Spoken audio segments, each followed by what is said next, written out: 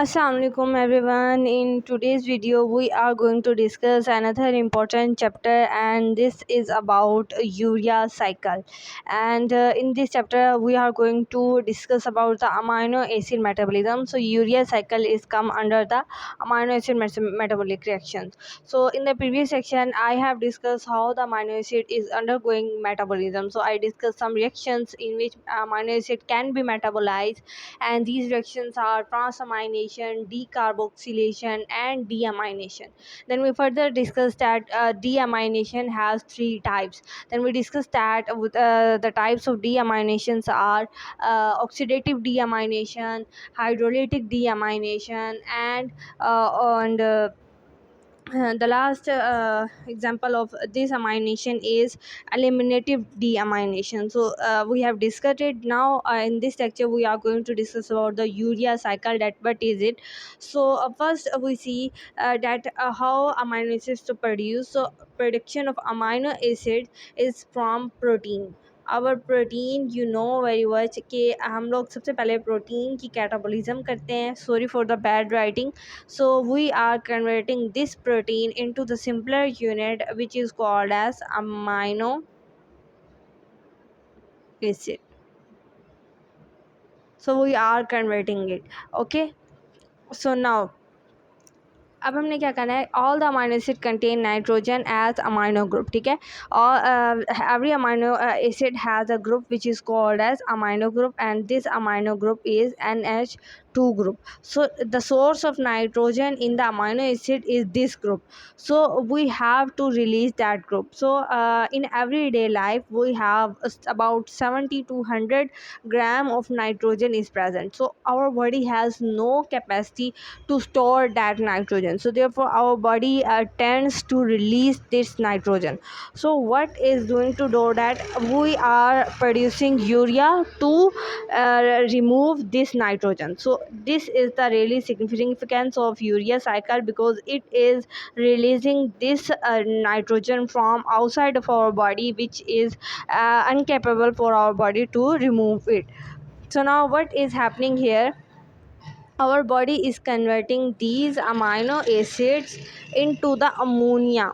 Ammonia is NH3, and NH3 ammonia is really dangerous for us because it can cause any damage to us. So therefore in the liver this ammonia is going to change into the urea, UREA. So it is happening in the liver. So liver is very important for this reaction, because in the presence of urea we are going to produce this urea, and this urea will again excreted out of our body with the help of our kidney. So our kidney is playing important role for the removal of this urea. So and again it is very important that liver and kidney, both of these organs play important role in the removal of urea, and both of them remove equal amount of urea from them. So how we see that how the urea is formed from the ammonia. ठीक है, ammonia से urea किस तरह से बन रहा है. तो अमोनिया जो है can not be directly release into the blood. Ammonia can not be go into your blood because it is really toxic, and if it enters in your blood then brain, then it causes serious effects. So before we are going to discuss this urea cycle, I am going to discuss the two steps which occur prior to urea cycle. तो urea cycle से पहले दो steps होते हैं, उसके बाद हमारा urea cycle जो है वो स्टार्ट होता है. और वो दो स्टेप्स क्या हैं? वो दो स्टेप हमारे पास हैं. एक तो है हमारे पास ट्रांसअमाइनेशन का, और मैंने पहले लेक्चर में जो, अगर आप देख सकते हैं मेरे लेक्चर खोलें और उसमें देख सकते हैं आप, ट्रांसअमाइनेशन का जो प्रोसेस है वो मैंने आपको पूरा जो है वो समझाया है और करके भी दिखाया है कि किस तरह से ये होता है. और जो दूसरा स्टेप होता है यूरिया साइकिल से पहले, वो होता है ऑक्सीडेटिव डीअमाइनेशन का, कि हम अमाइनो ग्रुप को डीअमाइनेज करें. तो ये स्टेप जो है वो, ये दो स्टेप्स हैं जो पहले होते हैं, उसके बाद हमारा यूरिया साइकिल जो है वो स्टार्ट होता है. तो अब हम देखते हैं कि यूरिया साइकिल क्या चीज़ है। तो सबसे पहले हम इसका इंट्रोडक्शन देखेंगे कि लीवर कैटाबोलाइज करता है आपकी टॉक्सिक अमोनिया को यूरिया के अंदर, और ये एनर्जी डिपेंडेंट प्रोसेस है, इसके लिए एनर्जी चाहिए होती है। इसके लिए ये लीवर के माइटोकॉन्ड्रिया में होता है, ठीक है, और या साइटोप्लाज्म में भी हो सकता है, लेकिन लीवर के या माइटोकॉन्ड्रिया में होगा, क्योंकि ये एनर्जी डिपेंडेंट प्रोसेस है। और एनर्जी प्रोड्यूसिंग जो ऑर्गन है हमारे सेल के अंदर वो माइटोकॉन्ड्रिया है। सो इस वजह से ये माइटोकॉन्ड्रिया में भी हो सकता है, साइटोप्लाज्म में भी हो सकता है, क्योंकि साइटोप्लाज्म में जो माइटोकॉन्ड्रिया है वो एनर्जी भेज देगा, ठीक है। This process is not working efficiently. Toxic ammonia जो एक्यूमुलेट अगर हो जाए हमारी बॉडी के अंदर, तो ये lethargy, Laffer speech, cerebral oedema और एक्सिटी, मतलब इस तरह की जो डिजीज़ हैं वो कॉज कर सकता है आपका अमोनिया, अगर वो आपकी बॉडी के अंदर स्टोर हो जाए। सो इसलिए इसको जल्दी से निकालना बहुत ज़रूरी है, और उसको निकालने में दो चीज़ें जो है वो रोल प्ले कर रही हैं, एक किडनी और एक लीवर, ठीक है। सेलुलर लेवल पे क्या होगा कि यूरिया साइकिल बिगेन होगा आपके माइटोकॉन्ड्रिया के अंदर, हेपेटोसाइट के माइटोकॉन्ड्रिया। हेपेटोसाइट कौन होते हैं? लीवर के सेल्स होते हैं। हिपैटो का वर्ड का मीनिंग होता है लीवर, तो लीवर के सेल्स के माइटोकॉन्ड्रिया या साइटोप्लाज्म के अंदर ये यूरिया साइकिल जो है वो हो रहा होता है। और इसके काफ़ी सारे रिएक्शंस हैं, और उस रिएक्शंस को अब हम लोग देखेंगे स्टेप बाय स्टेप के किस तरह से ये यूरिया साइकिल जो है वो अंडरगो चल रहा होता है और जा रहा होता है। तो स्टेप नंबर 1 पे हम लोग जल्दी से जाते हैं। ये स्टेप नंबर 1 है, स्टेप 2 है, 3 है, 4, 5, तो टोटल 5 स्टेप्स हैं इसके, और हम इन सब 5 स्टेप्स को जो है वो डिस्कस करने वाले हैं इस वक्त। सो स्टेप नंबर 1 पे सबसे पहले चलते हैं।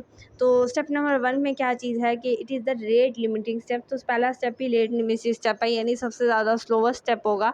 It involve the conversion of CO को amino and carbamoyl phosphate via the enzyme carbamoyl phosphate synthesis. तो यहाँ पर एंजाइम कौन सा है?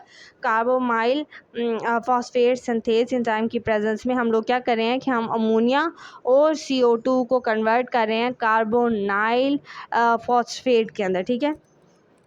अब आगे क्या होगा कि ये जो कार्बोमाइल टेस्ट है ये आगे यूज़ होना है, ठीक है ना, रिएक्शन के अंदर। So ammonia is the first amino group, ठीक है। तो अमोनिया कहाँ से बना? अमाइनो ग्रुप से बना, और फिर उसके बाद वो जो है मतलब CO2 के साथ अमोनिया मिला NH3 ग्रुप, और NH3 ग्रुप कहाँ से आया? NH2 ग्रुप से आया, और इन्होंने मिल के बनाया हमारे पास कार्बोनाइल फॉस्फेट को, ठीक है। किसको? कार्बोनाइल फॉस्फेट, ठीक है। Sorry for the wrong spelling, ठीक है, फॉस्फेट, ठीक है। और ये रिएक्शन किस एंजाइम की प्रेजेंस में होगा? कार्बोनाइल फॉस्फेट सिंथेसिस 1 की प्रेजेंस में। अब कार्बोनाइल फॉस्फेट का जो स्ट्रक्चर है वो मैं आपको ड्रॉ करके दिखा देती हूँ कि किस तरह का स्ट्रक्चर होगा इसका। तो वही स्ट्रक्चर होगा, N के साथ जो है आपके पास H2 अटैच होगा, और साथ इसके कार्बन अटैच होगा, कार्बन के ऊपर डबल बॉन्ड ऑक्सीजन, और इस कार्बन के साथ ही अटैच होगा PO3 नेगेटिव। ये फॉस्फेट ग्रुप है, ठीक है ना। सो अब आप लोग देख सकते हो कि किस तरह कार्बोनाइल फॉस्फेट, ठीक है, ये कार्बोनाइल ग्रुप है। कार्बोनाइल ग्रुप के साथ ये फॉस्फेट ग्रुप अटैच हुआ है, इसलिए हम इसको क्या कह रहे हैं? Carbonyl phosphate group. तो अब इसने आगे जो जाके यूज़ होना है। सो अब क्या होगा आगे जाके कि अब आपका होगा कि N एसिटाइल नाइट्रेज की प्रेजेंस में, ये देखें यहाँ पर ये दोनों मिल रहे हैं 2 ATPs की प्रेजेंस में, और कार्बोनाइल फॉस्फेट बन गया है, ठीक है। अब उसके बाद क्या होगा आपके पास कि अच्छा, जो स्टेप नंबर 1 है वो हमारा यहीं तक ही ख़त्म हो जाता है, और जो बाकी चीज़ें हैं जो यहाँ से लिखी हुई हैं, तो ये लिखा हुआ है कि एक्टिवेटर जो है वो हमारा ये यूज़ होता है NAG। तो वो इतना ज़्यादा इम्पोर्टेंट नहीं है आप लोगों के लिए, बस आपने ये याद रख लेना है कि सबसे पहले स्टेप में हमारे पास कार्बोनाइल फॉस्फेट जो है वो प्रेजेंट होता है। एक और इम्पॉर्टेंट चीज़ जो इस रिएक्शन की है कि ये वाला जो फर्स्ट स्टेप है ये अकर हो रहा है लीवर के माइटोकॉन्ड्रिया के अंदर। कहाँ?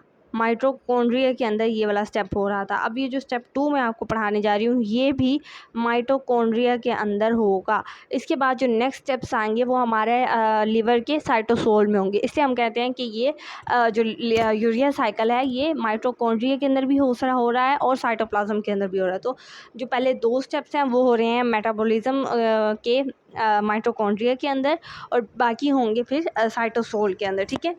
तो अब हम लोग स्टेप 2 की तरफ चलते हैं। हाँ जी, तो स्टेप 2 में अब वही कार्बोनाइल जो हमारा फॉस्फेट था वो कंबाइन होगा ऑर्निथीन के साथ। तो ऑर्निथीन जो है ये यूरिया साइकिल का पहला जो है वो कंपोनेंट आ गया। तो जब कार्बोनाइल फॉस्फेट इस ऑर्निथीन के साथ कंबाइन होगा तो वो एक चीज़ बनाएगा जिसको हम कहते हैं सिट्रोलीन, ठीक है। तो ये सिट्रोलीन की प्रोडक्शन हो जाएगी स्टेप नंबर 2 के अंदर। और यहाँ पर ये एंजाइम यूज़ हो रहा है ऑर्निथीन ट्रांस कार्बो अमाइलेज जो है ये एंजाइम यूज़ हो रहा है इस प्रोसेस के अंदर। अब ये जो सिट्रोलिन है ना ये ट्रांसपोर्ट होगा आपके हिपेटोसाइट के माइटोकॉन्ड्रिया से साइटोप्लाज्म के अंदर, ठीक है।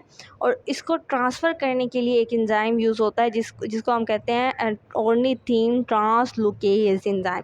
तो अब ये चीज़ जो है आप लोग समझने की कोशिश करो। नीचे यहाँ पर रिएक्शन भी लिखा हुआ है, इस रिएक्शन पे आप लोग इस रिएक्शन पे आप लोग जो है वो फोकस करो कि हम लोग क्या कर रहे हैं। हम लोग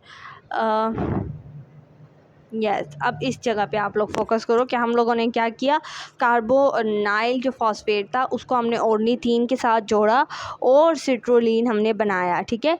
और अब उसके बाद हम लोग क्या कर रहे हैं, हम लोग अब ये जो सिट्रोलिन बनाया है फिर हमने उस सिट्रोलिन को उठाना है और बाहर लेके आना है, साइटोसोल के अंदर लेके आना है, ठीक है। क्योंकि हमारी उसके अंदर जो है वो हमें उसकी ज़रूरत नहीं है। अब हम लोग उसको लेके आ गए। अब हमारा आगे जो स्टेप नंबर 3 है ये सारा किस में होगा, साइटोप्लाज्म के अंदर होगा। अब स्टेप नंबर 3 में आपका यही जो सिट्रोलिन था ये रिएक्ट करेगा एस्पार्टेट के साथ। एस्पार्टेट आपको पता है कि एक अमाइनो एसिड है, ठीक है। सो ये एक एस्पार्टेट के साथ रिएक्ट करके और बनाएगा एज अ रिज़ल्ट कंपाउंड जिसको हम कहते हैं आर्जिनिनो सुसिनेट बनाएगा। और ये एंजाइम कौन सा है, आर्जिनो सुसिनेट सिंथेज। तो कोई भी चीज़ हम बना रहे हैं ना तो उसके लिए एंजाइम वही लेना है, जो प्रोडक्ट है उसके आगे ही सिंथेज का वर्ड लगा के आपने वही लिख देना है कि ये हो रहा है। तो सिट्रोलिन एस्पार्टेट के साथ मिलेगा और आर्जिनोसुसिनेट बनाएगा, एंजाइम वही आ जाएगा। और एटीपी भी चाहिए इस रिएक्शन के लिए। और एस्पार्टेट हमने यहाँ पर क्यों किया, क्योंकि हमें यहाँ पर एस्पार्टेट के ज़रिए से सेकेंड अमाइनो ग्रुप मिलेगा यूरिया के लिए। यूरिया का फार्मूला क्या होता है, NH2 bond C double bond O NH2, ठीक है ना। तो ये फार्मूला होता है ना यूरिया का, ठीक है ना। सो अब हमने क्या किया, एक तो हमने ये अमाइनो ग्रुप जो लिया ये हमने लिया हमारे किसके ज़रिए से, अमोनिया के ज़रिए से, जो सबसे पहले स्टेप में हमारा यूज़ हुआ था अमोनिया।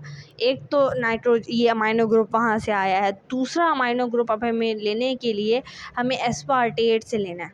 ये एस्पार्टेट ये दूसरा अमाइनो ग्रुप हमें देगा इस तरह से, क्योंकि अब हमने यूरिया की प्रोडक्शन की तरफ जा रहे हैं तो इसलिए ये हमें एस्पार्टेट जो है वो चाहिए यूरिया के लिए, इसलिए हमने एस्पार्टेट को यहाँ पर यूज़ किया है। Recall that aspartate result from the transamination of oxaloacetate and glutaminase via the aspartate aminase. तो एस्पार्टेट की भी वो कह रहे हैं कैसे बनता है, वो ऑक्सैलोएसीटेट और ग्लूटामेट की ट्रांसअमाइनेशन से बन रहा होता है। तो लास्ट में एक रिएक्शन दिया हुआ है, सबके ये रिएक्शंस आपने ये याद कर लेने हैं। और ये जब याद कर लिए तो समझे आपको सारा यूरिया साइकिल आ गया। तो यहाँ सिट्रोलिन मिल रहा है एस्पार्टेट के ज़रिए से एटीपी, और इसका ये एंजाइम है उसके प्रेजेंस में हमारे पास क्या बन रहा है, एज अ रिज़ल्ट आर्जिनोसुसिनेट जो है वो हमारे पास बन रहा है। और एटीपी भी इस रिएक्शन में यूज़ हो रही है, ठीक है। सो अब मैं इस रिएक्शन को लिख के दिखा देती हूँ। तो आपका सबसे पहले जो चीज़ यूज़ हो रही है वो यूज़ हो रही है सिट्रोलिन यूज़ हुआ और इस रिएक्शन के अंदर एंजाइम आप लोगों को पता है, और एटीपी जो है ना वो इस रिएक्शन के अंदर एंटर होगा, ठीक है। और बाहर क्या निकलेगा हमारे पास, बाहर अच्छा सिट्रोलिन मिलेगा किससे, एस्पार्टेट से मिलेगा, ठीक है। एस्पार्टेट जो है वो इस एंजाइम में यूज़ होगा और एज अ रिजल्ट हमारे पास आर्जिनिनोसुसिनेट जो है वो हमारे पास एज अ रिज़ल्ट बन जाएगा। ठीक है। तो ये तीन स्टेप जो है वो हमने कर लिए हैं। अब चौथा स्टेप जो है ये भी हमारा साइटोप्लाज्म के अंदर होगा और पांचवा भी वहीं पर ही होगा।